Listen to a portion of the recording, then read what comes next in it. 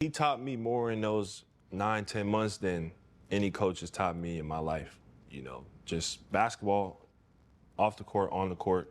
One thing he always stressed, especially to me, was having a strong presence and a strong face, as he would say, but really a strong presence where, you know, any room you walk into, you know, whether it's a basketball gym, a meeting room, you know, an interview, you know, having a strong presence about you, having a strong, you know, strong appearance, strong look.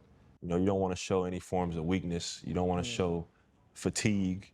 You don't want to show frustration, sadness. Like you want to look strong in everything you do. I think that was something that as an 18-year-old going into college, I didn't really understand at the time, or like didn't have a full grasp of like what he meant when he would say that.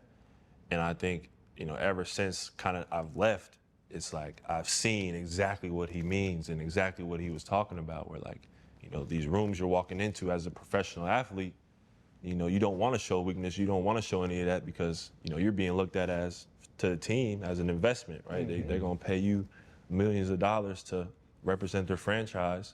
Like you can't show, you know, you don't want to be a head case, you know, showing all this emotion and being frustrated and pissed off. Obviously there's points where that does happen, but you know, just in general, as a leader of men, as a leader of a team, you can't do that. And so I think him understanding where I was headed and what my goals were, he knew I wanted to be #1 pick. He knew I wanted to, you know, be a star in the NBA. And so I think he was preparing me for what comes with that and how I would have to handle myself.